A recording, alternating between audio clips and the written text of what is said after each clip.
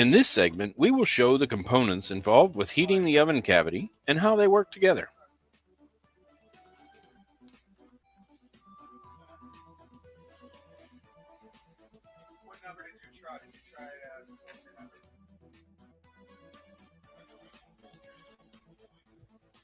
The component list includes the R1 call for heat relay that receives the call for heat and triggers the ignition module, the ignition module that controls the heating process, the induced draft blower assembly and capacitor that creates a negative draft through the heat exchanger, the pressure switch which verifies the blower is working, the gas valve, and the burner assembly, which includes the igniter and flame sensor. To take a closer look at the burner assembly, we'll remove the box and turn it over.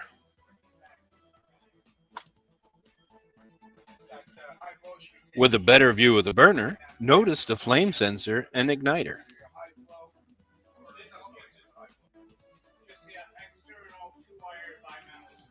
Here we see the ignition module.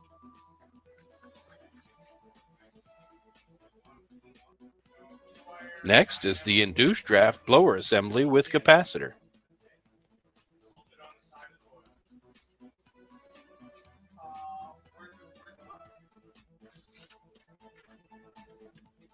And finally, the gas valve.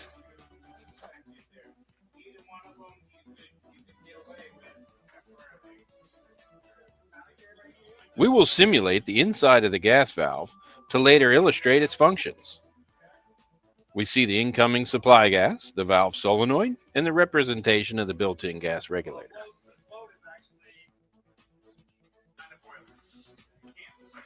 When the unit is turned on without a call for heat, 24 volts AC is sent to the module that triggers a 30-second pre-purge.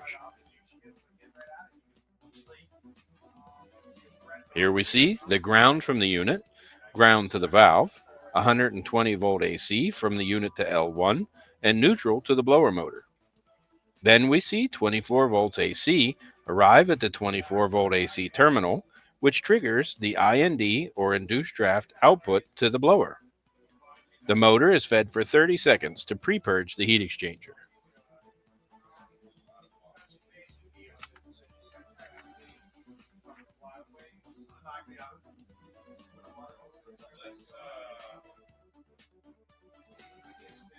Next, we will look at a call for heat triggering a trowel for ignition. A call for heat is when 24 volts AC arrives at terminal TH and at the pressure switch. The module then performs a self-check to verify there is not flame rectification or pressure switch return before there's a call for blower or a call for flame. Then the module sends 120 volts AC from the terminal IND to the blower to begin a 4-second pre-purge. The blower closes the pressure switch, which feeds 24 volts AC back to the PSW terminal to prove the motor is working. Once the 4-second ends and the switch is closed, the module then sends 24 volt AC to the gas valve and high voltage spark to the igniter. The gas reaches the spark and the burners ignite. The flame crosses over to the flame sensor and a microamp signal is generated to rectify or prove the flame is properly lit. The minimum microamp current needed for this module is 0.7. If 0.7 microamps or greater is achieved in the 4-second trowel for ignition, the sequence is satisfied and the burner remains lit until the call for heat ends.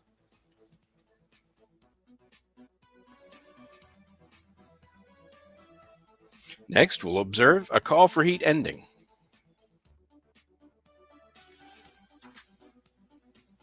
When the set temperature is reached, the call for heat is removed from terminal TH, and the V1 output to the valve and the IND output to the blower are stopped. The gas valve closes and the blower stops, which also opens the pressure switch and extinguishes the flame.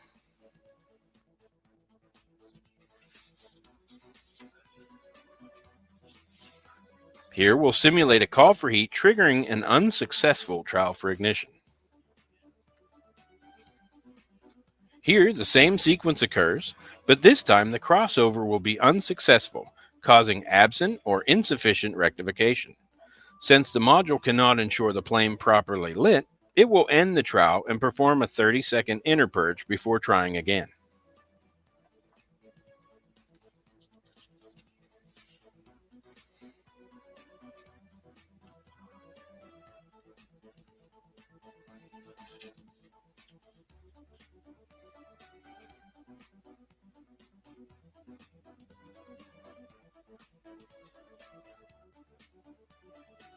Here we see the 30-second inner purge. The module runs the induced draft blower motor to purge any unlit gas from the heat exchanger before allowing another trowel. The module tries again, and this time the spark wire is simulated as damaged, causing absent rectification. Since the module still cannot ensure the flame properly lit, it will again end the trowel and perform a 30-second inner purge before trying again.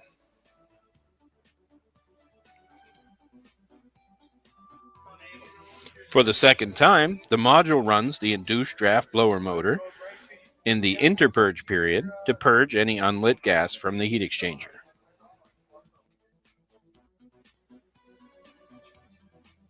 Here we will see the third and final attempt. It also fails, causing the ignition lockout. The module tries for the third time, and this time will simulate a failed gas valve, causing absent rectification. Since the module still cannot ensure the flame properly lit, it will end the trowel and lock out on ignition failure. Ignition failure is indicated by the LED flashing 3 times, then pausing and then repeating.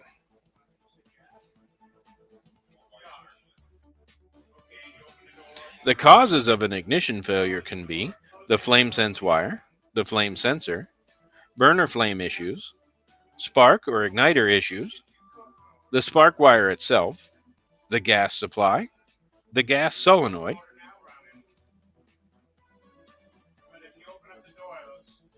the regulated gas pressure, the V1 signal to the gas valve, the grounding of the ignition module or of the burner, or possible burner disrupting airflow problems. To test the microamp flame current from the flame sensor, use the pins labeled FC- and FC+ when the flame is contacting the flame sensor. Next, we'll look at a flame with no call for heat error.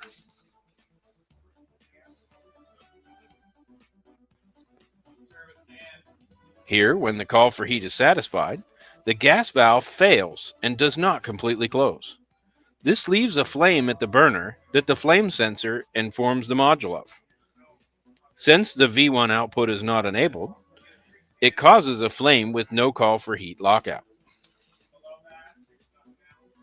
The flame with no call for heat lockout is identified by 2 flashes of the LED that repeat.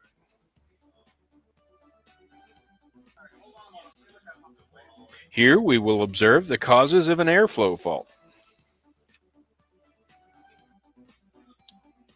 In this instance, the PSW output is lost while the module has an output for IND active, which causes the airflow fault. Uh-oh, they are not, there's no notifications on my stream today. The airflow fault is signified by an LED that flashes anything to once do with and the repeats. thumbnail or what? Alternatively, if the pressure switch is stuck closed when a call for heat arrives, the module recognizes this There we during the go. self-check sequence and also triggers an airflow fault. I'm showing this one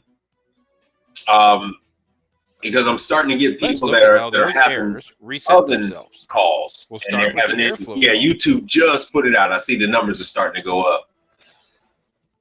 When the pressure If I'm switch not signal is responding lost, to your which triggers your the airflow message, that's fault, because it is monitored. And if it returns, I got a the couple of module different resets screens going and on, resumes and normal YouTube is only operation putting your after a messages 30-second on pre-purge period. another app. So sorry about that. All right, so my app says, let me see how the hell I can add this. Oh, you guys Here can't we see see this, the but my pre-purge app period says after the PSW signal is I restored still need and the to get trial for ignition to seal return system to normal skills up. operation. Yeah, they were nice to talk to you. Yes. Oh man, this is gonna be fun. This is gonna be fun.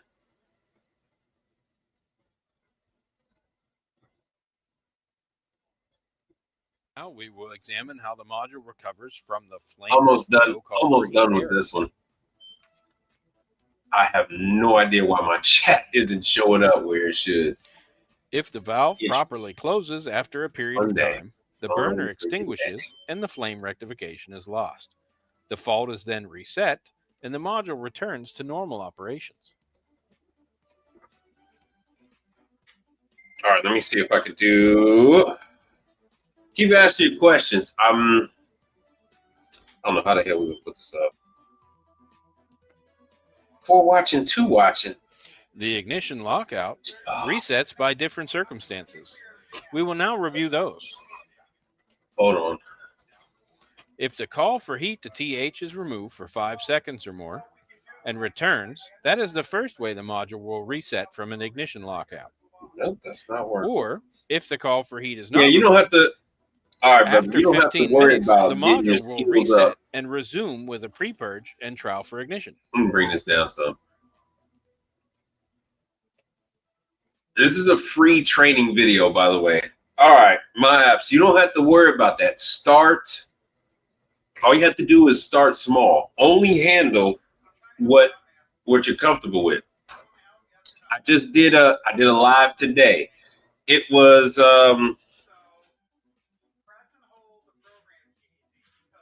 it's this little screw right here. The final error that can occur. This little screw is the whole refrigeration call. If the module this right here has nothing to do with refrigeration. Cleaning condenser coils has nothing to do with refrigeration. To test None of that. the cause, if the control fault error is present, remove the IND output from the module and cycle the heat cutoff switch for 5 seconds. When the switch is turned back on, if the solid red LED returns, the module is faulty. For the most part, my apps, delay, refrigeration is the module is not the cause of the control fault, and we should proceed to the you're dealing with a lot of defrost issues. You're dealing with fan motor issues. Remove the V1 dirty condenser coils, and cycle off the heat the cutoff compressor part of it. Refrigerant part of it is a very small part of refrigeration. People aren't being new to it. People aren't going to be calling you for that kind of work. But when they have something serious like that, they're going to want somebody that they know is going to come out and take care of it right away. So you don't have to worry about that kind of stuff. You're going to take the calls where there's water on the floor. You want to take the calls where it's making a clanging sound on the inside, it's making a funny noise, that kind of stuff. You'll know what if somebody calls and say their unit's completely dead. When the switch is turned back on, if the solid red LED returns, the gas valve. That is just you going out and having to do a diagnosis job on that one. HVACR, what's happening? Components are working properly, and this control fault is intermittent. What the hell? All right. Well, I'm in the chat like the rest of y'all. But for the rest of you that are interested in, if you're interested in ovens and griddles, steam kettles, that kind of stuff. Like I always tell you, go directly to, let me pause this. Yeah, that's the back shot of the oven. Go directly to the manufacturer. These manufacturers will have some form of tech support material that is available to you. There's typically only like 3 brands out there that are not going to have information for you. Other than that, the 1,000 other brands, they're open book. They have all you need. Matter of fact, so what you're looking at on the screen, this is Blodgett ovens. Why am I showing you Blodgett? Yeah, because a lot of people are running into convection ovens. I myself, I gotta have a it's like a halfway house. It's a place for men that are going through recovery, getting their lives back together. So they got 2 Blodgett HV100Gs stacked, and then they have 2 South Bend ovens stacked. And you can, if you've never worked on one of these ovens before, you can just come right to their website. Everything is there, and it walks you through it. These videos are very old. In this segment, we will review the wiring schematic of the HV100G manual control while operating the diagnostic test functions so of the unit. So you can go over all this before you even go out on the call. And then when you go out on the call, of course, then you can always call tech support. So they will answer the phone. Parts are readily available on these units. Not like another brand that we shall not name. They too are very litigious. Anyway, but here's the information, because I was just talking to a brother a little while ago. He wanted to, you know, he was thinking one thing, and I'm trying to explain to him it's a slightly different situation in there. You can click on everything you need, boom. They give you the whole play-by-play. Check this, check that. If this, then that. Boom. Everything is right there, all for you to print out, knock yourself out. Everything you need to know is here. And like I said, you can still call tech support. So you got this stuff to look at. You know, give yourself time. You can go ahead and take apart the front panel on the oven, take apart the control section. There's a little screw tab where you can then move out the timer and everything else like that. It just slides right out. So you can gain full access to the oven. Let me go back. So I keep forgetting to go over this kind of stuff. I do apologize. I keep forgetting that you guys are not aware that this stuff exists. Let me see if I can go back. I think I might have to go back.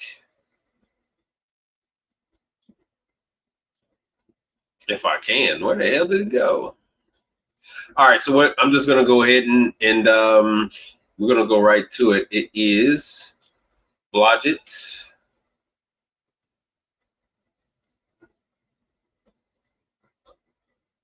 I went right to Blodgett Manufacturing. Hold on. Shit. All right, we'll do blodgett.com. So go right to Blodgett, just like with all the rest of them. You go down the list. Now, it did take me a little while to get to it. Sometimes this stuff is under service. Sometimes it's under resources. In this case, it was under, I think it was under resources. Yeah, I think it was under resources. And by the way, any questions that you have, ask away. What's going on, HVACR? What's the word? Oh, good of you to join us. And of course, my app. Being involved and being active on this YouTube channel. Well, welcome back. I know Mike Sneed is still doing his thing, but it ran up on to 8 o'clock. I was watching the brother, so. All right, so let me see. Documents, videos. It wasn't any of that. It wasn't events. The hell is it? Maybe it's under services. No. This is what it is. This is the tricky part to some of these manufacturers. And just because you don't see it one time when you go on there doesn't mean it isn't there. They have a habit of taking things off and then putting them back on. Most times they do that, it's to make changes to what they have already got. So now when you go all the way down, this section here that says resources, as if the other section was resources, this links to an older part of the web page. And once again, you go, what the hell? Oh, damn, that's right. So, ASA training, all the way down. You see this? You have to come all the way down. Authorized Service Agent Training is what the ASA stands for. Click on that, and that takes you there. So let me link you guys to where I'm at. Let me know in the chat how many people are interested in the hot side. Now there is electric as well as gas, so it's not like it's only. How the hell is CEO Jake's on here? Oh, okay. I have two lives. I don't know how the hell. I have two lives, unfortunately.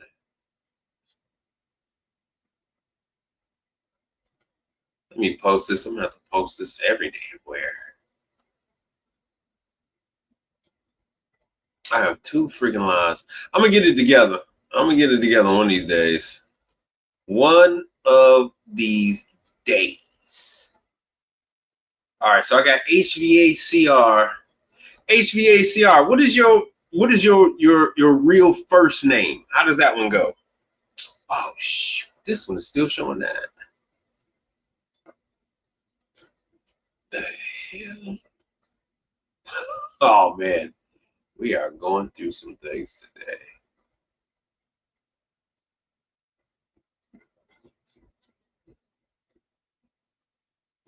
Okay. Trying to catch up. I'm trying to catch up with everything. It's Andre. Okay.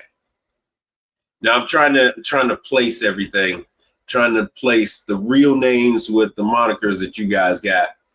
So it's each, when I'm dealing with each one of you guys, I'm dealing with a YouTube name, I'm dealing with your real name, and then I deal with whatever name you guys are using to like donate and contribute, stuff like that. So I try to keep track of the three different names, and then sometimes there's a fourth name when y'all throw the business name in there. So I'm trying to match up with all that stuff. So questions. Once again, let me know. Oh, you said HVACR. You said you're interested in the hot side stuff.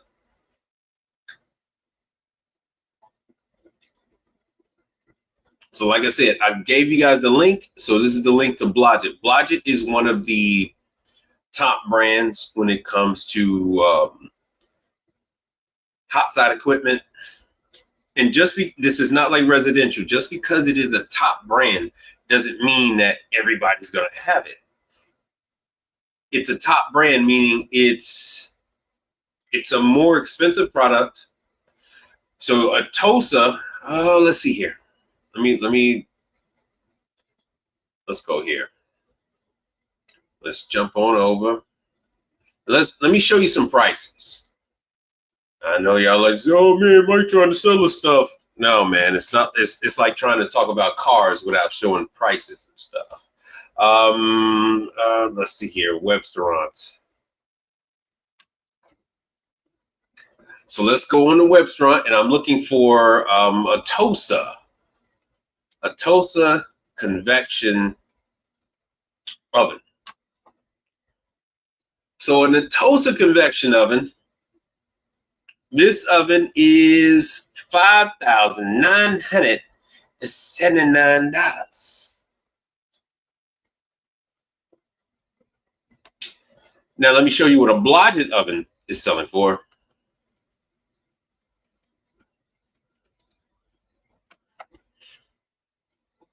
A Blodgett oven, well, that's not that bad. It's $6,800. The doubling I'm working on, you know, that's well, you might as well say $14,000. So people are this is a situation where you have the name not only means like a status, the name is also a signifier of quality. Sort of, I know it might get pushback on this, but like when people talk about BMW or Cadillac and stuff like that. If a customer has a Blodgett, if they have South Bend, you know, these ovens, as you can see here, this double stack, natural gas, $36,000. So the price goes up. And if you go with a lesser, if you can go with a lesser brand and still get a convection oven. So let me show you just the list of convection ovens. Now, being that there's a significant cost involved, you're not going to see the same oven everywhere. Once again, this is not the same situation as residential. So here's CPG, Cooking Performance Group, $2,000 for a single oven. $2,219 bucks. But as you see, the Blodgett is a lot more. And you can find a bunch of other convection ovens out there for around the same, around two grand. Oh hell, see, Main Street, which is also one of theirs. Well, this is electric. It's less than $2,000, less than $2 grand. And actually, I think when you go with electric with Blodgett and South Bend, they charge a premium for their electric ovens. And once again, here's more electric, CPG. So they target the price conscious. And I think it's free to become a price member, but it's $3,800. Hold on a second, let me get that off the screen.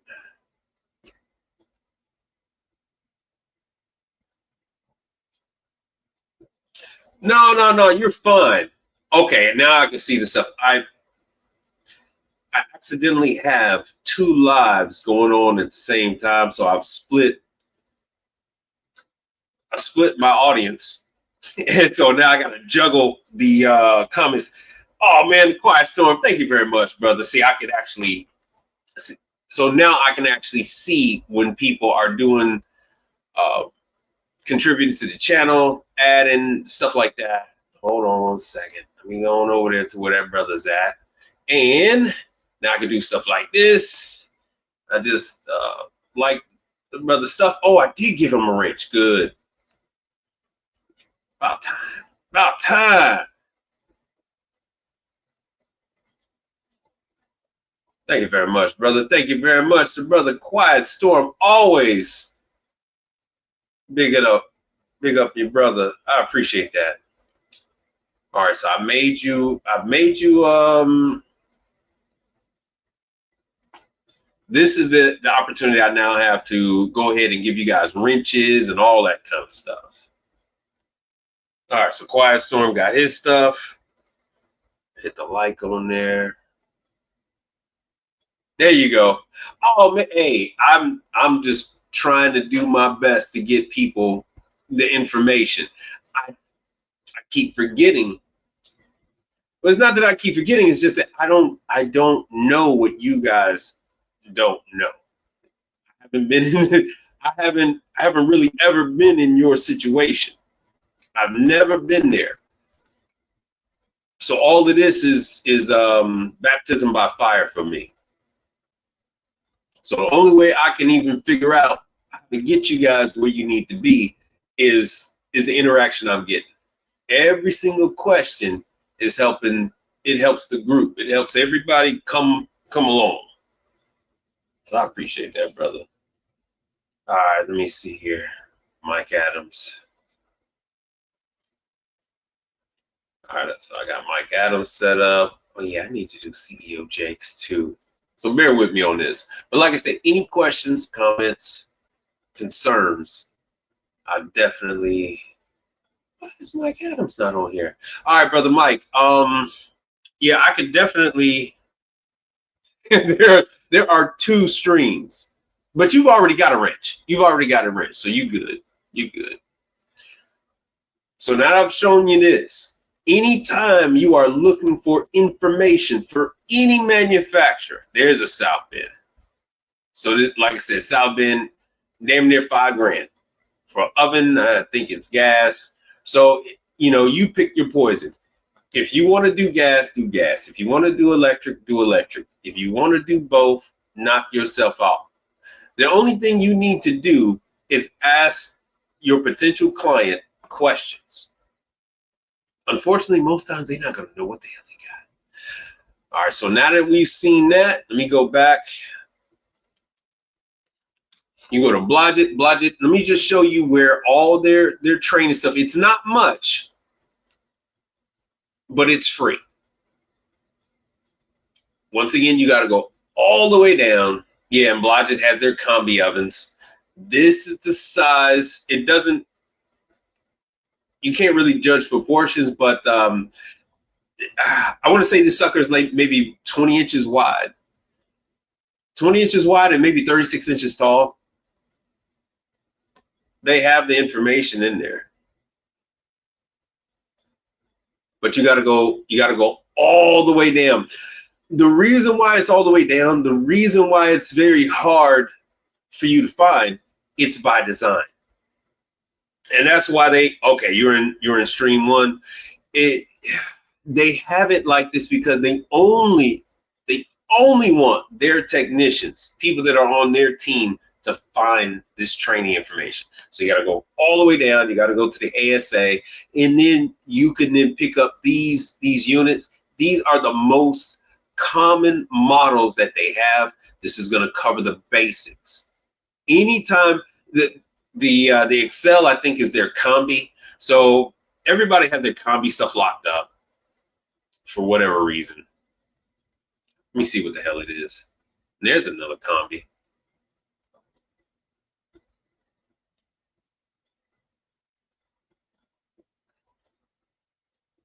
All right, let me see here. So once again, you got your videos. I don't see too many of these. I think they got some combi. I think they have some rotisserie ovens too. I haven't seen one of these. Once again, sometimes this is some old equipment. They leave it up here because the basics are the same. Let me see if they're going to show what the hell the front of it, or if this is even a steam oven. But once again, they're going to go over high limit errors. That's still going to be the same. High limit errors, even though they have a new digital display, all that fun stuff.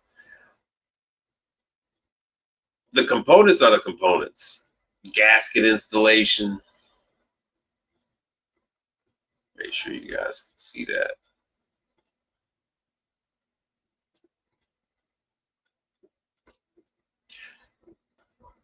Once again, you'll be able to, when you're out here dealing with new clients, you get to look up what they've got. Sorry about that. You get to look up what they got. I'm over here trying to add these different. There we go. There it is. All right, so the gasket installation instructions. Now, once again, this is an old unit, but the gaskets are pretty much the same. So this was, okay, so this, I was right, this was their steam oven.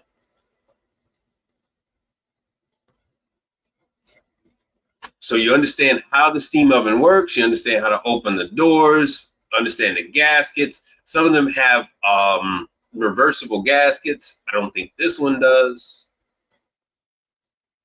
but they explain it.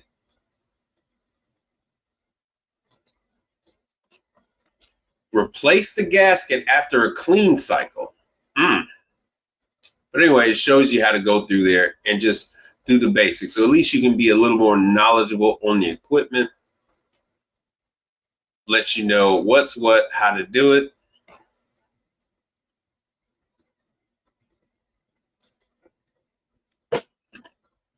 Another reason why I'm showing you this stuff is because the calls have been coming in with a vengeance. Where the calls been coming from? Schools. Just like I've explained to you guys before, these damn schools, they just now want to start up their equipment to get ready for prepping for the start of school. Universities, grammar schools, the whole nine, high schools, universities, they just now want to prep for this stuff. And you'll find that you're going to get calls from these institutions. Hold on 1 second.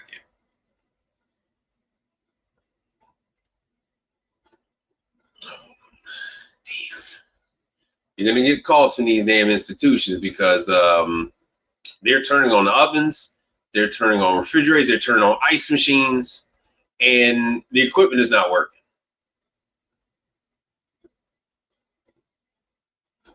Hold on 1 second. My screen doesn't want to. It doesn't want to shift for me. My bad.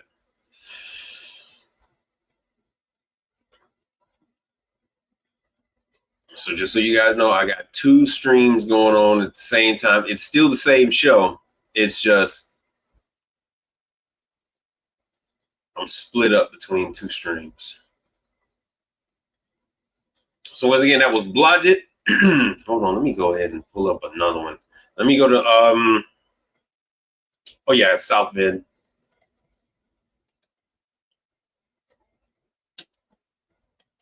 South Bend ovens. There are tons of oven manufacturers. All right, so there's no need to focus on just knowing about the ovens and whatnot. Hold on, that wasn't the right thing. Oh, South Bend.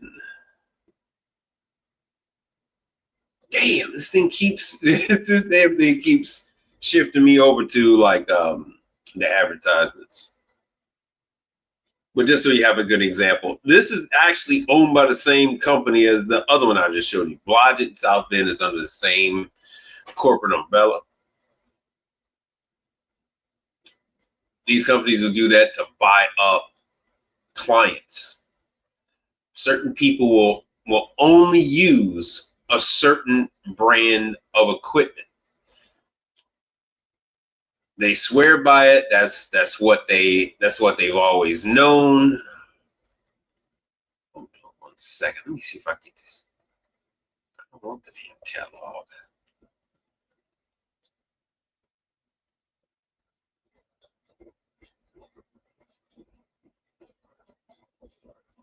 So that's what determines what these people have and why they have it. It's just a matter of habit. Oh, thank God, finally there. Finally. Now let me see what the hell South Bend has with their resources. Yeah, my apps. It's okay to sign up with Branded Group. Branded Group they aren't a manufacturer. They aren't a distributor. What they are is a facilities management company. There are thousands of them. There are 3 different organizations that all they do is help each other acquire clients, help each other spread the word as far as who to use for AC, who to use for plumbing, who to use for masonry work, who to use for appliances, who to use for work in the laboratories, that kind of stuff. Let me see if I get. Once I find where the training material is for here, let me go into some of these organizations. Because like I said, there's about 3 of them. All right, let me see if it's under resources. Yeah, so Branded Group is still good. I don't do work for them because they say I'm expensive. Uh-oh. You got SOS. What the hell did I just do? You got SOS. All right, so here in the, shoot.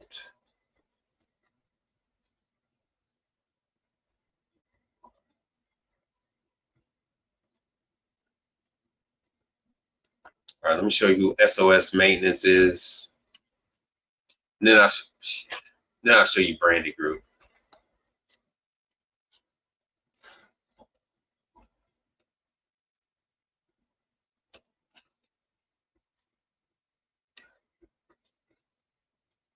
Nope, that ain't her. Damn.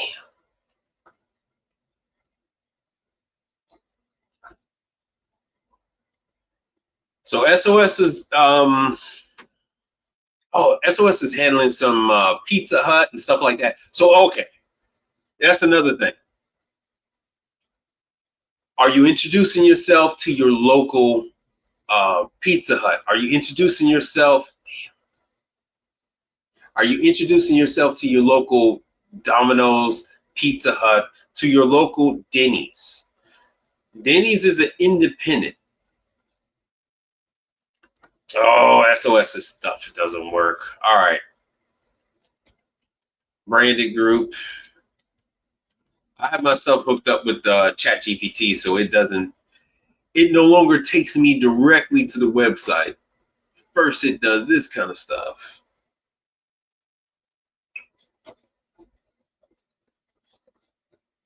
All right, let me make sure you guys can see this. So what Branded Group does is they handle everything for the restaurant, for the hotel. They're the middleman. They like to help out these corporate America companies as they expand. So what they'll do is you come up with corporate America comes up with a food concept. Say I do First Watch because I did a story on First Watch, and all First Watch has to do is give the store manager an 800 number. The store manager has a problem, no matter what it is, they call the 800 number. The 800 number takes them to Branded Group. They say, hey, we got a problem with the ceiling tiles. It's up to Branded Group to find someone in Sheboygan, wherever that First Watch is. Branded Group has to find someone to go out to that location. Now, are you going to get paid from these places right then and there? No. Will it be a 30-day net? Yes. Do you have to supply your own parts? Yes. Do you have to have a form that Branded Group sends out? They're going to send out a form to you. Do you have to have that signed by local management? Yes. Does local management have to put a store stamp onto that form? Yes. Do you have to send that back to Branded Group before you get paid? Yes. All that has to go back to Branded Group in any one of these third-party facility management companies. And these guys are growing all the time. But they like to watch the numbers. They are very price conscious. Extremely price conscious. So when you go out and you're working on, I know you don't like refrigeration, you're worried about refrigeration, but you go out and the door is falling off of the prep table. They're calling Branded Group. It's not a compressor. It's not, it's not. I don't think I've seen a video about a door falling off on YouTube in the last year. But that is a very common thing. Every brand, every manufacturer has doors that fall off. They're very lightweight, so they're not going to hurt anybody. But the door hinges break. Branded Group now has to find somebody to come out and replace the door hinge on this prep table. Now, will they pay you $1,000 to do it? Probably not. Would they pay you a little extra if it's a Saturday or Sunday? Will they pay you a little extra if it's Friday? Yeah. Would they then put you on the naughty list? Yes. Yes, they would. They're big on that kind of stuff. So just know you're not gonna, once again, you're not gonna get rich doing work for companies like Brandy Group. Oh Lord, my mother was on here. You're not gonna get rich doing stuff for Brandy Group. It is what it is. Hold on, I am trimming down all of these tabs I got open. But I understand you guys are taking notes. But just like you would tell any family member that you have getting an education, what do you tell that family member when they go to class? Are you asking questions? Are you talking to the teacher? I know for a fact you're telling them that, because I tell my niece that. That is just how education works. All right, hold on, I'm moving these tabs back and forth. What you got to understand is each and every one of you out here are experiencing the market differently than the next person. Even if you two are both in the same market. I'll give you a good example. There is a guy in my market. I've known him now over 7 years. We're in the market. When he used to work for corporate America, we used to work shoulder to shoulder. We would both go out to a brand new, he worked for corporate America, I worked for myself. The health department would slam a restaurant. They call his company for one brand of refrigerator. They would call me for another one. We would both show up at the same time, working side by side. He's working on the unit over here. I'm working on the unit right in front. And he thought that once he went out on his own, everything was going to go the same way. He was going to be working on all the same stuff, same clients and everything like that. I have not seen him out in the field on a COD job since he left working for a rather large nationwide service company. We have not had our paths crossed yet, unless I had hired him to go. I had a situation, I broke my leg and everything like that. He went out and he took care of one of my clients for me, a Flying Biscuit. So I asked him to take care of a Flying Biscuit for me that had a walk-in problem, and he went out and took care of that one for me. But other than something like that, we're in the same city. We don't have any of the same clients at all, period. So I go through that to say, just because you guys are know other people that's doing the business, you're not gonna have the same clientele. There's too many different businesses out there for that kind of thing to happen. You're gonna gravitate to what you like. Some guys might hate deep fryers. Other guys might like prep tables or cooks, make tables and all that kind of stuff. I tend to deal with more how many, put a one in the chat if you guys have seen me, have you seen some of my lives lately? So I can explain who these customers are. Put a one in the chat if you have seen any of the lives during the day. The stuff where I go out, just turn on the camera during the day.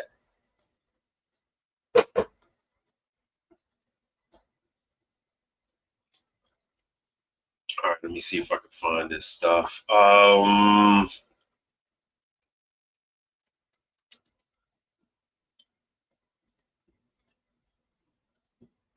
Facilities management.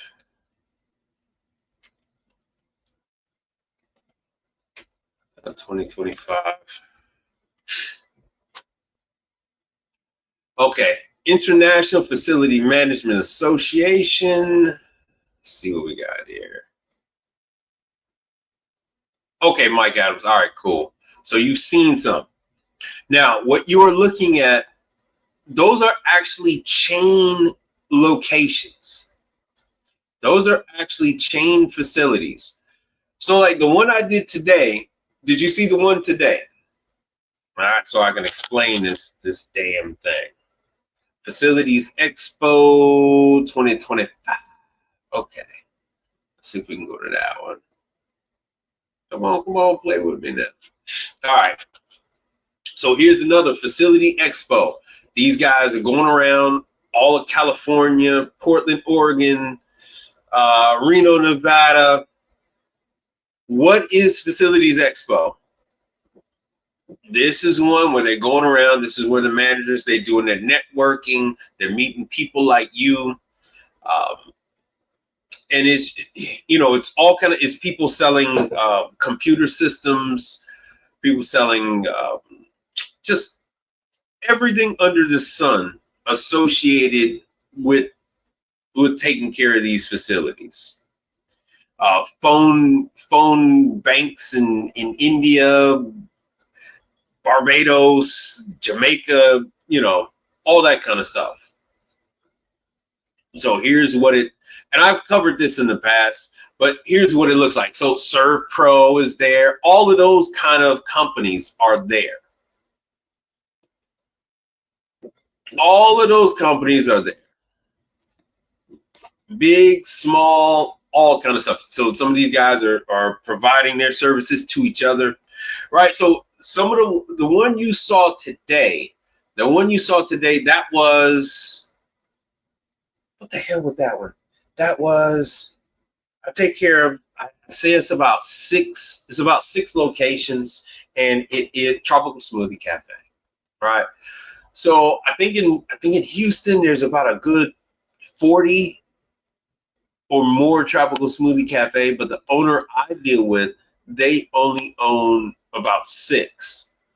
And out of those 6, one of them just opened up about 2 weeks ago. I took my daughter to the grand opening. And just like the one I went to today, it's only been open a year. And these posts won't come out of the Randale unit. Those posts won't come out of the Randale unit. And these posts are what keeps the lid, the cover, in place on the prep table, makes table. And sorry to flip back and forth on you, but right, this is just one of the 3 organizations that I'm aware of. Oh yeah, Rhythm is another one. So these different guys, this is where they all get together, meet up, and, you know, plot their next caper, their next heist. Rhythma, and I'm spelling this wrong.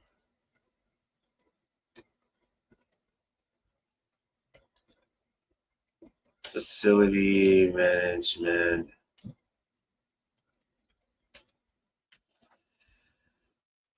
Cover Rhythma as well.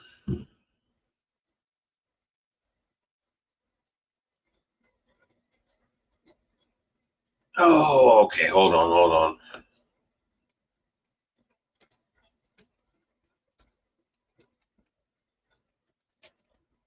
Our management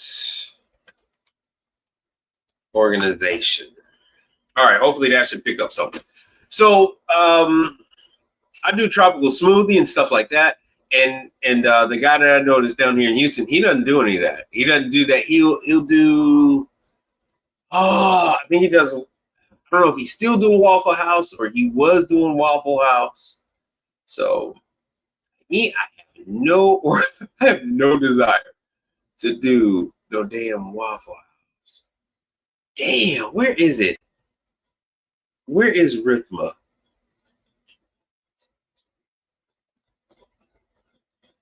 Let me see if this is it. I don't think this is it. No, son of a gun. Hold on.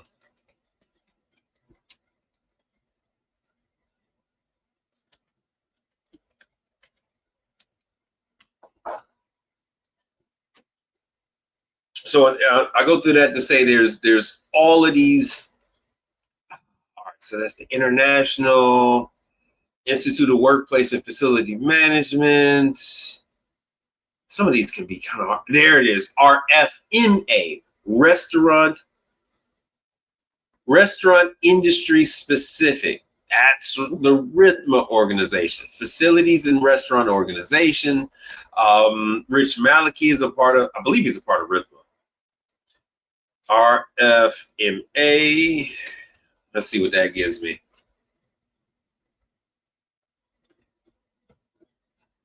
All right. Yeah. All right, let's see if that's it. Sorry about that. It gave me a damn PDF. Maybe this is it. This is it. All right. Now we're here.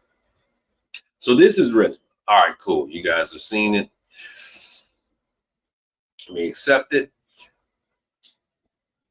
I can't offhand remember how much it is to attend, but as you can see from the history, it's been around for a while.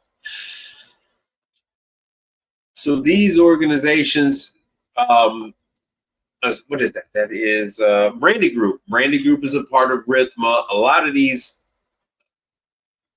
companies are part of it. Let me see about event calendar. Let's see what we got here. RITHMA, new member orientation. We don't need none of that. A lot of these organizations, they have their get-together at the beginning of the year. This is the busy time of the year for everybody. And then the kids go back to school. Then come about, January. That's when these people all start these organizations. Let's see here. Females and facilities. Don't care. Denver. Okay, so they still haven't released what is happening. What is this? Frisco, Texas. They're going to have some kind of little get together. Save the date. You do not need to travel for these. You need to just go to the one that is closest to you when they have this thing. As you can see with that other organization, those guys are bouncing around every month. They're in another major city. As I mentioned before, there's about 3 of these facilities management organizations. RITHMA is a big one for us. Join us for a full day of education and networking with your Restaurant Facilities Management Association peers at our Restaurant Facilities Summit. And it's the one in Frisco. But they have a big one. I want to say it moves around. Let's see what they have. About RITHMA. They normally have a lot of pictures and whatnot.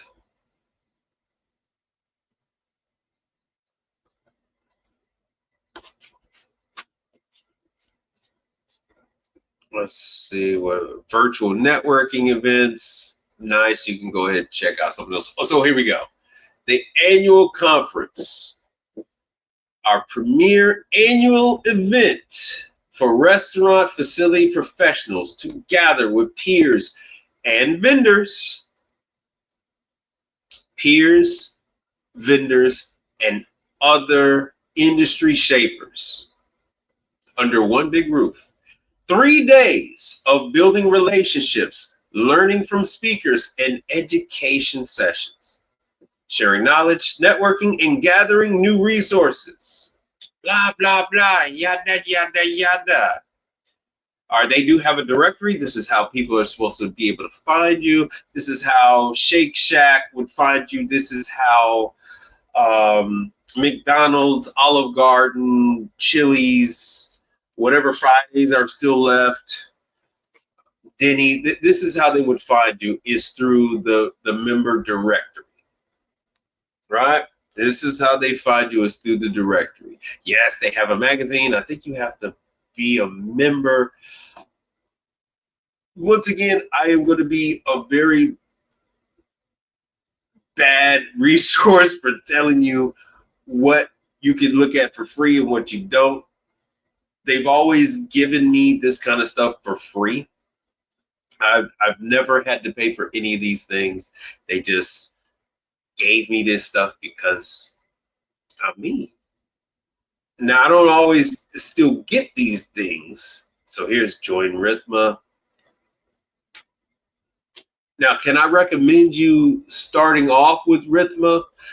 I don't know that you would actually be able to benefit from Rithma until you're able to cover, some things with some kind of proficiency. Don't matter if it's ovens, don't matter if it's refrigerators, doesn't matter if it's steam kettles, deep fryers, doesn't matter if it's bun, coffee makers. Whatever the hell you do, you need to be proficient in at least something. Once you become proficient in one thing, then you can be a member of one of these type of organizations, because at least then you have a single leg to stand on. No one wants to deal with you if you're going out there and learning on the fly. No one wants to go out there and deal with you and you're like, oh, let me see if I can get this part and all that other stuff. You'll get kicked right about these organizations. They're gonna be like, oh, this person is not for us. So if you can gain traction on one thing, toaster ovens, conveyor toaster ovens, steamers, warmers, something. If you can just become proficient in something, then you would have my blessing to join, Rithma, Safesa, any one of these organizations. Until then, you're throwing your money away. But these are the they explain what all the different memberships are and what they give you. But this is just like Safesa would send you clientele. This becoming part of these organizations is a stamp of approval. It is a stamp of approval. Now, I have my own clientele. I do startups. I have hotel chains. I have restaurant chains. I wouldn't actually need something like this until I add technicians. And then I would need something to feed the beast. I just missed out on another potential employee. The young man that was working for Speed Queen, the young man that was writing up my parts and that kind of stuff, he got fired from Speed Queen like last week. This kid had my phone number. This kid had my email address. He did not think to reach out to me and say, hey, Mr. Reed, you remember me from Speed Queen? I helped you get your parts and stuff. I'm no longer with them. Do you have anything with me? This kid didn't reach out to me at all. I didn't grab his information. Well, the information I do have is his Speed Queen email address, so that's no good. I have no way to get a hold of this kid. No way whatsoever to get a hold of this damn kid. So it's just I am really batting 1,000.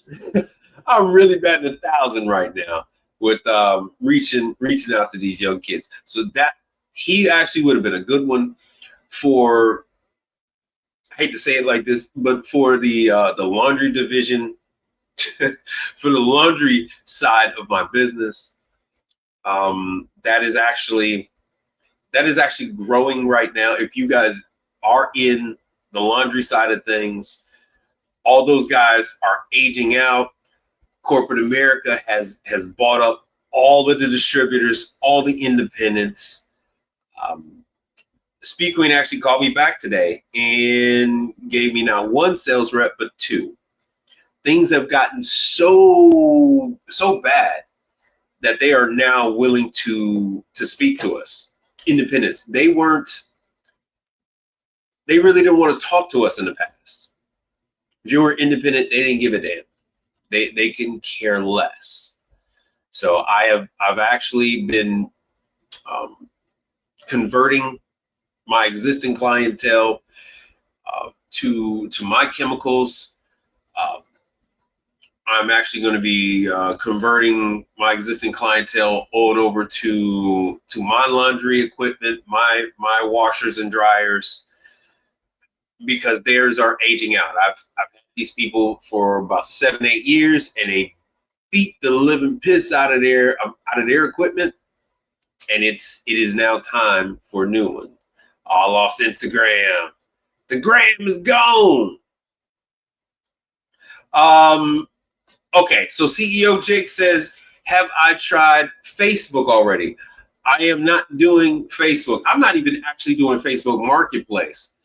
I am only looking to find people that I really interact with.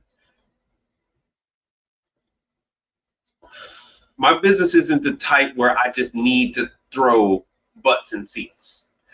I actually need somebody who I know can talk to people. I prefer somebody. Yeah, I know I'm talking about it. No, I would never. All right, I would never, ever hire an existing technician, right? Never. So when you hire an existing technician, hold on, let me do this. Oh, Brother Frank. When you hire an existing technician, they are not. Well, he was the parts clerk. He was a parts clerk. He was he'd only been there for like a year or two. He'd only been there for a year or two, which is perfect for me. Absolutely perfect. So he had his I guess I could try Facebook. I guess I could try Facebook I see what you're saying, to try to find the kid. Yo. Oh, brother. Hold on, let me go back. All right, everybody, I'm gonna have to go back for this brother right here. I'm gonna have to go back. Let me make this big again. Let me take myself off. Yo, I need you to check this out. I had already put this in the chat, but I'll put it back. All right, so I'll ask him what his name is, and then I'll try to find out. I'll try to find him on Facebook. I guess I could do that. Because this kid, he at least had his orientation with Speed Queen products. So he knew what the parts were. He knew how to search the system. He just didn't know how to work on them. And I was explaining to him and introducing him to the clientele, how they were, how they used it, what they needed, all that kind of stuff. So contractor. Like, you can go to websites like this, like Blodgett is a big name. You can go all the way down. You go to Blodgett. What is their website? Yeah, it's just Blodgett.com. So this is one of the top brands on ovens. They put out just a little bit on the training, just a little bit. But you're gonna have to, just like you see me doing on the screen, you're gonna have to go all the way down to the bottom. All the way down to the bottom. It says ASA training. Click on the ASA training. It is going to take you over to their automated online free. This is all free. And like this HV, the E is for electric. The HV100G is going to be equivalent to that oven that you were looking at. Everything is here. Just like I was telling you how to diagnose the unit, what you're going to have to do. So here it is, 24 volt DC short. They have everything you need to go ahead and diagnose these units. Let me go back. There it is. Let me go back. So here it is. It tells you how ignition control sequence of operations. I know that they're not trying to see this.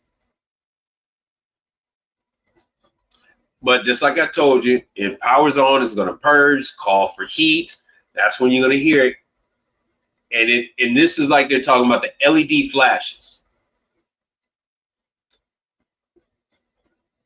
2 LED flashes is no call for heat. Now, this is with Blodgett, not with that brand that you had, but there's going to be a light, a red light on the module box, and it's going to let you know if everything's okay, what process it's in, and in what's wrong. If it failed to ignite, it's going to tell you. Then it's going to tell you why. But on a newer oven, it's rare that you're going to have an igniter issue. It is usually going to be your module box if everything checks out with that convection fan motor. That's also a big issue. The fan cycling switch, if that sucker goes out on you, or if it's not sending the signal, it will not. You will not have fire.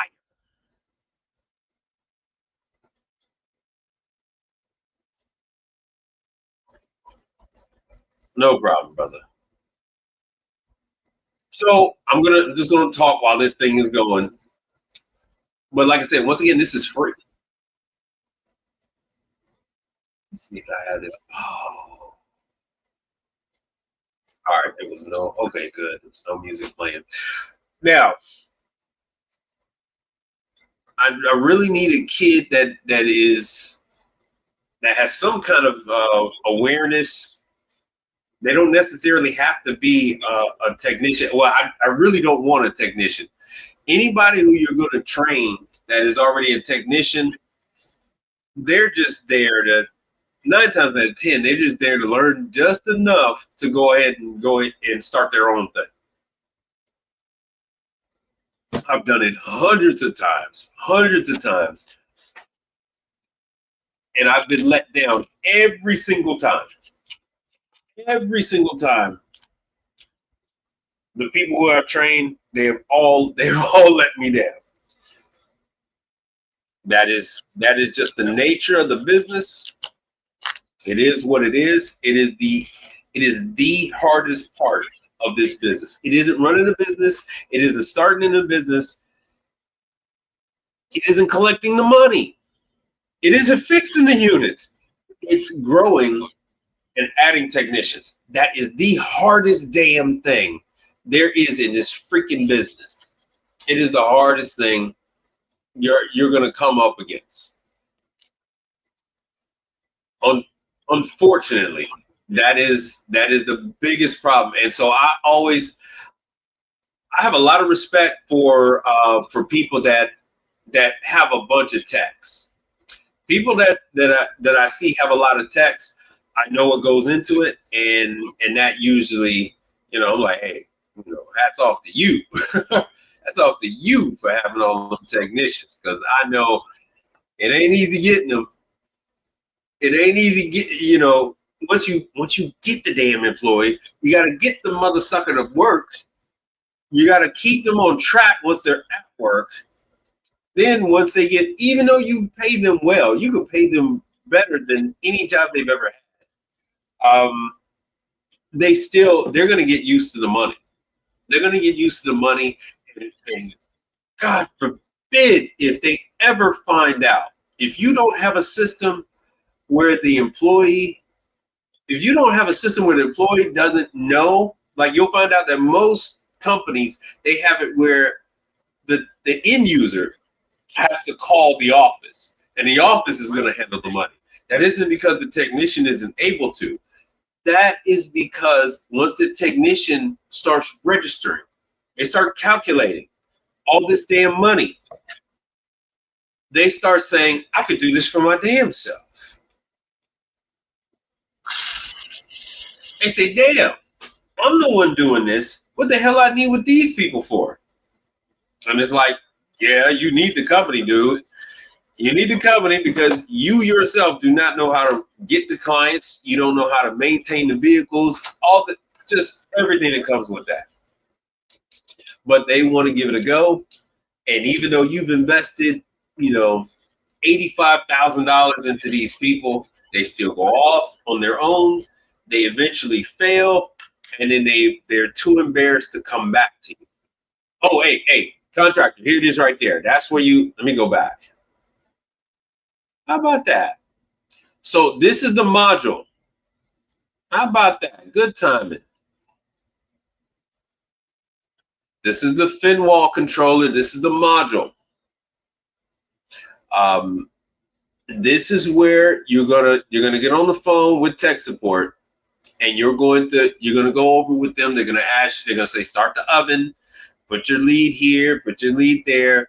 What reading are you getting? And so they're trying to see if there's actually electricity going through. So if you're getting 24 volts, or well, let me see what the hell style this is. I don't even have my damn glasses.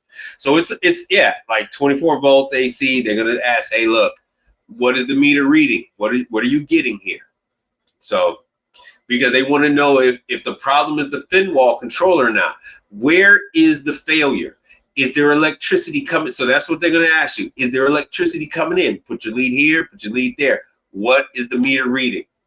Okay, you have voltage, you don't have voltage. All right, you don't have voltage, then they're going to go to the area before that. But if you do have voltage, you got power in, no power out, the problem is going to be the Finwall controller. And once again, like I said, here's where the igniter is connected to the sensor is connected. The sensing rod is connected to the Finwall in this form of fashion. There is an opportunity for this not to be connected properly. There could be a problem there. So these are all, you just have to check the basics.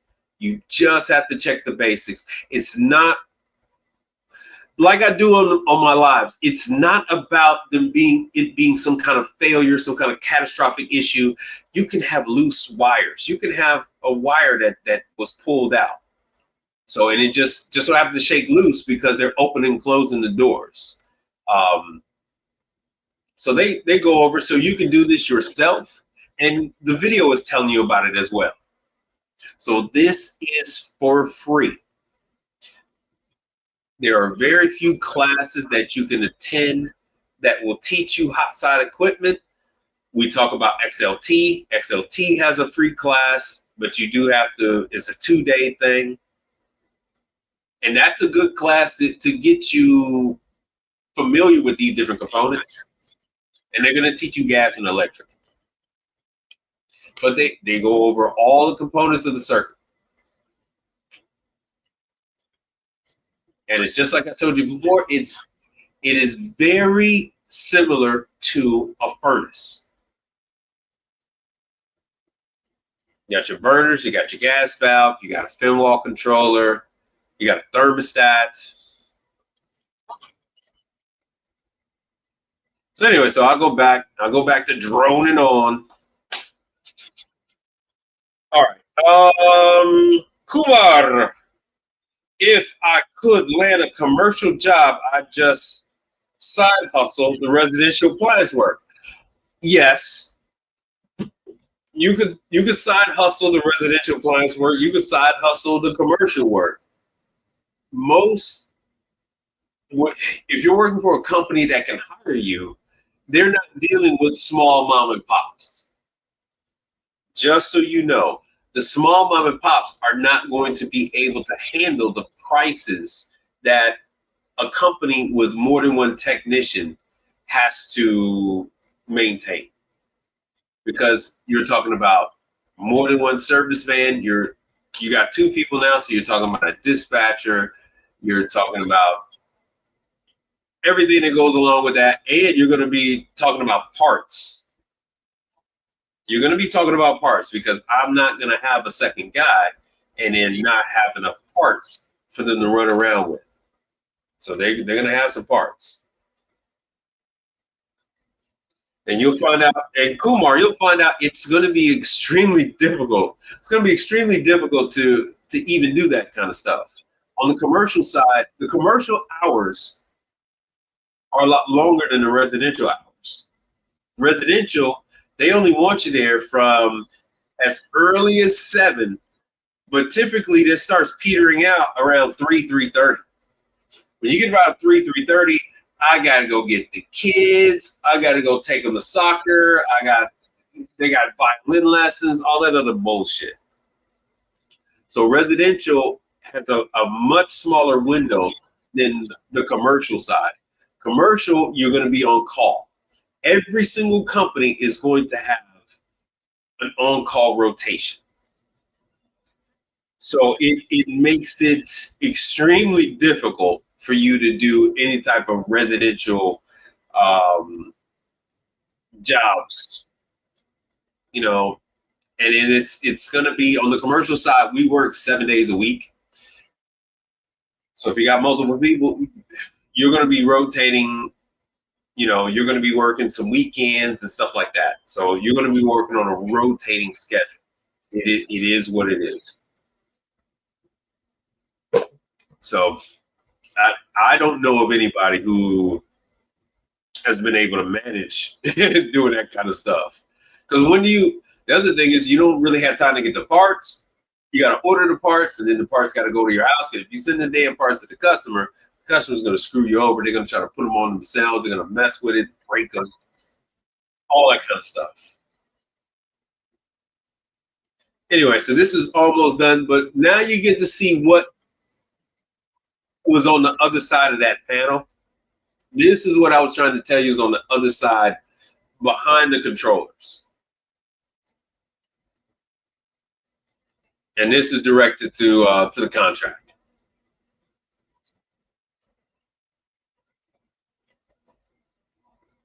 You know what? Atosa. Hold on. Let me stop this one because I think Atosa. Let me see if Atosa's have any classes. Atosa is one of the few manufacturers that is. All of their training classes are in Dallas.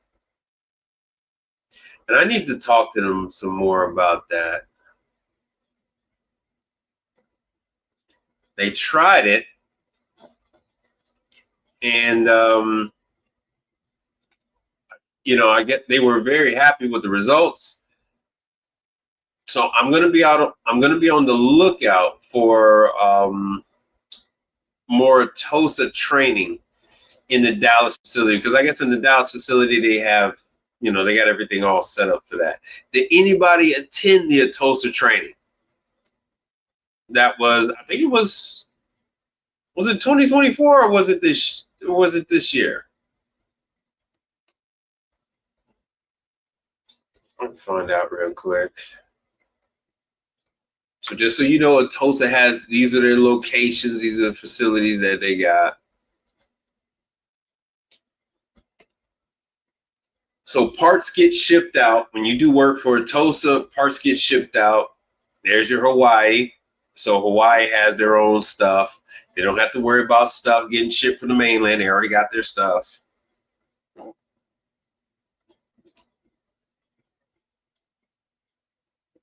And so of course, yeah, Houston, we have, oh yeah, that's right. Yeah. We've got a warehouse now. Before everything used to, Dallas was the first. I guess that might be why they're having that.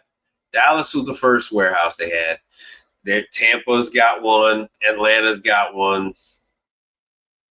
Chicago. Where the hell is it in Chicago? Oh, it's west. I thought it would be by the airport. Okay, so that is not. That's Lockport. That's not Joliet. Where the hell is this? Oh, damn, they got this thing in the middle of nowhere. Is that 53? What the hell is this? What is this highway? This is a terrible map, by the way. This is a real bad map. It's a real bad map. Let me see what the hell this is. Yeah, that's got to be. Yeah, that's Orland Park, Tinley Park, Frankfort, Moni, Illinois.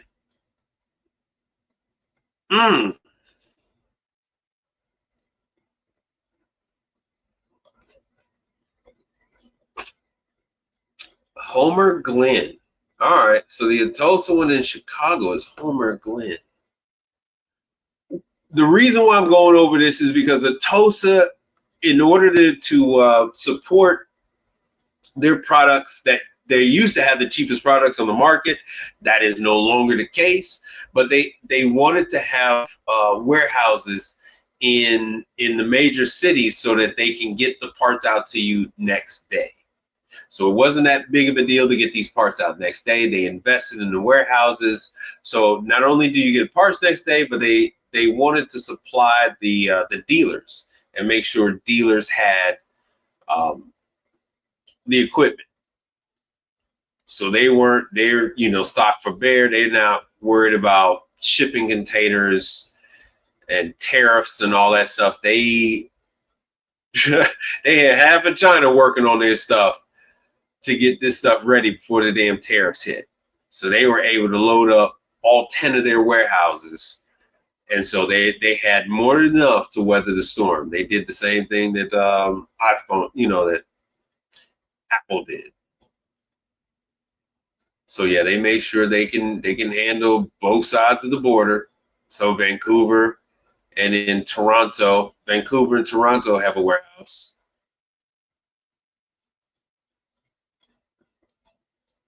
Vancouver and Toronto. So everybody else be damned in Canada. So Canada, you got two. You got two. And who is this? Puerto Rico. Oh damn. It's probably the only building in Puerto Rico that doesn't have a tarp on it. How about that? That'll be pretty easy to find. And there's that old San Juan. Is that old San Juan where the casino is? No, that's not old San Juan.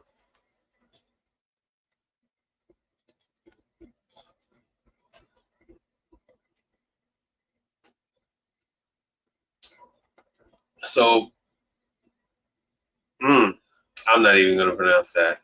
All right, so they got the contract for Atosa in Puerto Rico.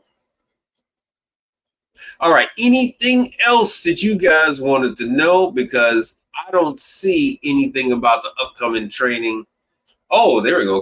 These are video. Oh, they got videos now. Oh, nice. They got videos. Ooh. This is for their combi, though. This isn't for the regular oven. But ignition is ignition.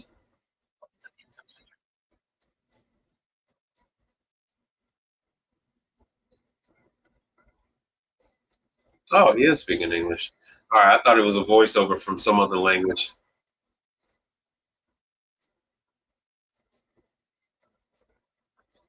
All right, let me see what his ignition is like. I was wondering if they were going to do only way I was going to go to the damn training class they had in Dallas is if they were going to teach me about the damn robot arm, but they didn't. They weren't doing that one. Delta T, cleaning, manual cooking. Nothing useful to me in this damn video. Nothing useful.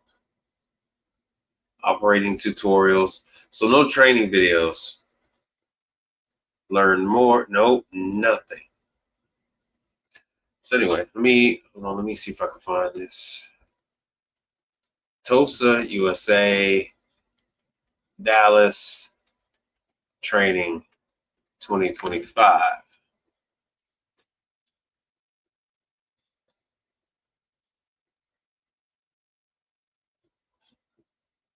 So they got nothing.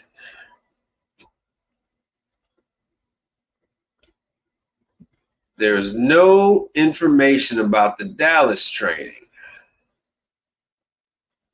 No, we don't give a damn about the video. All right, so if you're looking about training information, they say talk directly to the Atosa North Texas Regional Office. Yeah, I already know that.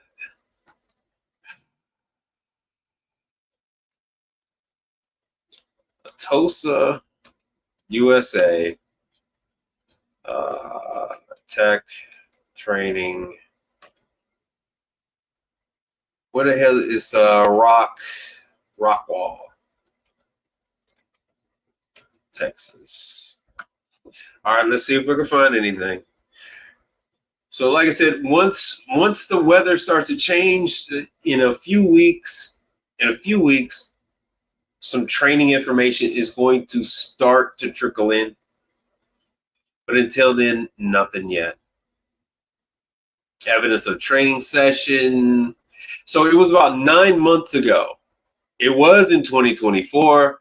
They did have a training session in Rockwall, Texas.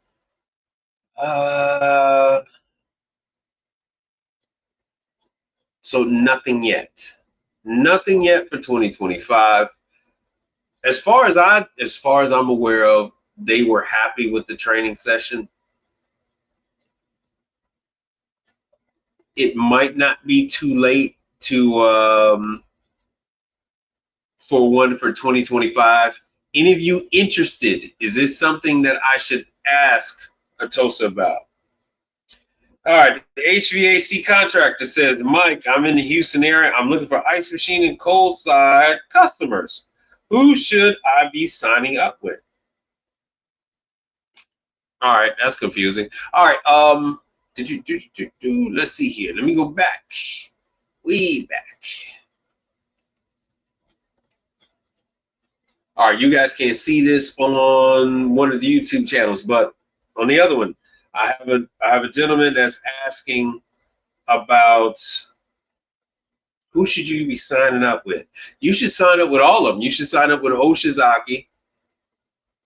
And it's still too early. It's still too early. The training sessions, the schedule doesn't even start to come out until like October. But you should definitely sign up with Oshizaki, sign up with Manitowoc. I know people don't like to think that Scotsman is out there like that, but Scotsman is out there. Definitely attend the Scotsman class. They have a nugget and a cube class. You can do them separately. They usually will have 2 days of classes, and this way you can attend one class in the morning, and then you can attend the other class the next day in the evening. Yeah, like Brother Frank says, all right, HVAC contract, you can't see it, but Brother Frank is saying, take the class and get certified. Let's see here. Istro, definitely take the Istro class when that comes around. I'm still waiting on Follett. Let me see here when Follett is going to.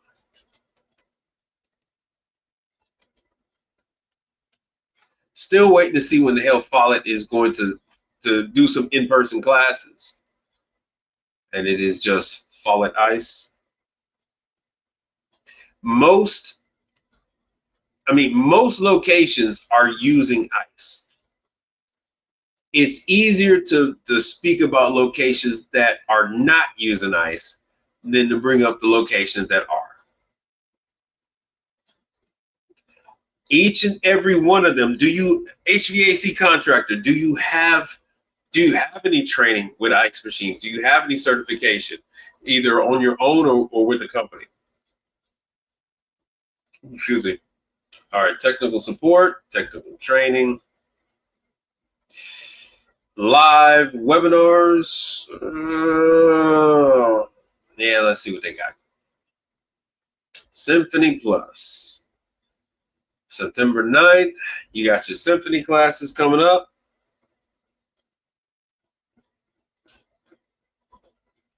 I like these. You get to interact with the instructor. It's typically not that many people on these webinars. It is live. It is a live instructor. What the hell? Oh, screen froze. Sorry about that. It is a live instructor. What the hell is this? Oh no.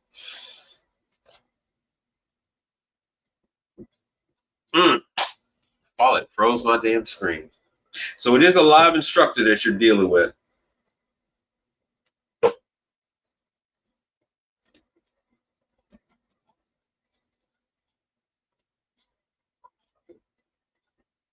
All right, you're gonna have to.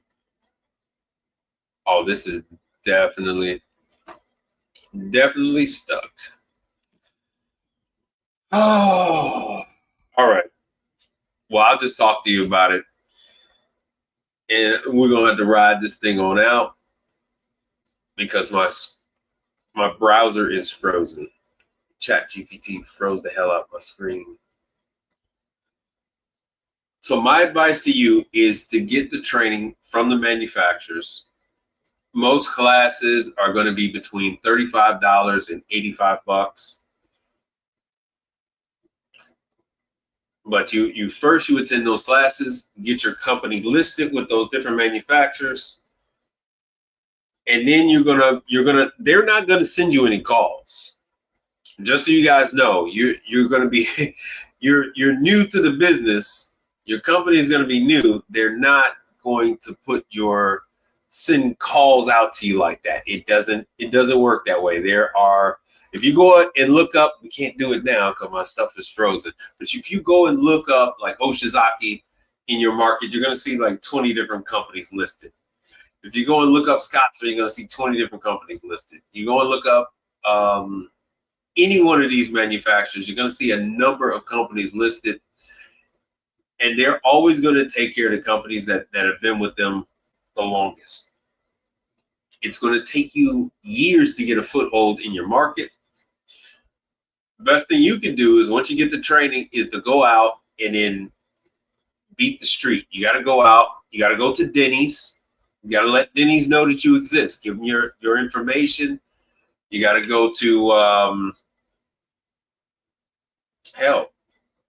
the hotels. Unfortunately, you got to start at the bottom. And gas stations and hotels are two of the most hated locations by service tech companies. It is a special breed of technician that can handle dealing with gas stations and convenience stores. And I myself handle hotels, but yes, you're going to need a lot of antacids, and you're going to need to be very strong with your business skills when it comes to dealing with hotels. You're excited to maybe work at a hotel on ice machines. Yes. So yeah, that is the thing. So the hotels, your medium-sized hotels on up are going to have at least 3 ice machines. So you're going to have one at the lobby, and then if it's a smaller hotel, then you might have another 2. They're going to be on alternating floors. Because hell, even the motels, they'll have at least one on the ground level, and then others might have one on each floor. So you have, and I go through that. I'm saying that because the more ice machines you have, the more opportunity for failure. The more, what they tend to do is, oh, 1 of 6 is down. We just tell people they're staying at the hotel, go, the one on the 4th floor is down. You can go to the one on the 5th, or you go to the 3rd floor. And they'll do that. They'll do that for years. They'll do that for years, and then eventually they'll get an audit, and the hotel chain will tell them they have to get that unit fixed, or the health department will come and tell them they got to get that unit fixed, or they want to sell the hotel and they got to get that unit fixed. There's a lot of reasons why they want to get the unit fixed, is what I'm trying to tell you. So yeah, you do have that. You got that option, and I don't give a damn where you are in the country. There's tons of hotels everywhere. Tons of hotels all over. I don't care if it is a by the hour hotel, they're gonna have an ice machine, or if it's the Waldorf, or if it's I'll just try to say it. Waldorf Astoria. Waldorf Astoria. So if it's going to be like a 5-star hotel, you know, they're going to have ice machines. They're all going to have ice machines. Fun fact, post offices have ice machines. They'll have as few as 1 or as many as like 3. Some are gonna, when you're talking about multiple, some post office locations opt for smaller 80-pound ice machines. Some Uline, Marvell, Hoshizaki, Scotsman. Some will do that, but most will opt for a larger 800, 6, 7, 800-pound ice machine on up. Why do they have an ice machine? They have an ice machine so that the letter carriers can have ice in their mail truck. So letter carriers can keep their lunch cold, so they can keep drinks cold, so they're not passing out in the summer months. I don't give a damn where they are. So post office locations. Fun fact, you just can't walk into a post office. You have to, they have no soliciting. So you do have to buy something and then pass on your information. Once you buy something, you are no longer soliciting.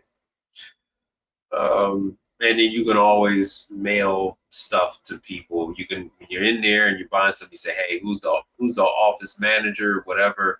I'd like to send them some of my stuff as you're buying stamps or envelopes or some shit. So there's that. Any other questions that you guys have?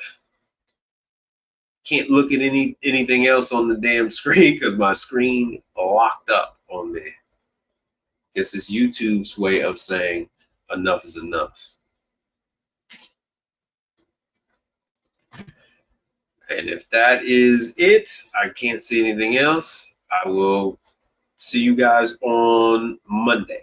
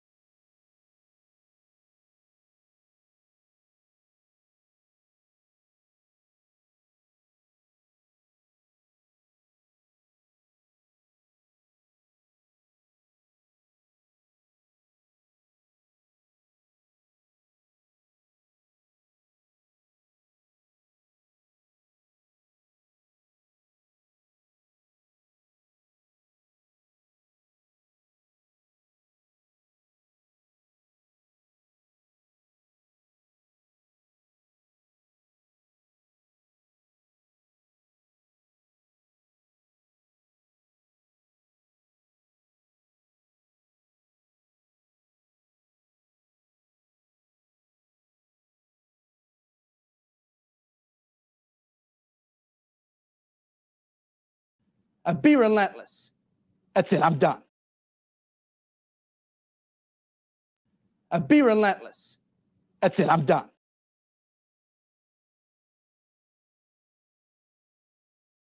You damn skippy it was, bro, man. You got to go, man. Nah, follow this trail. You got to get up on out of here. Let's go, bro, man. You know, man. You got to roll with it, you know? We are same, but different, but still same.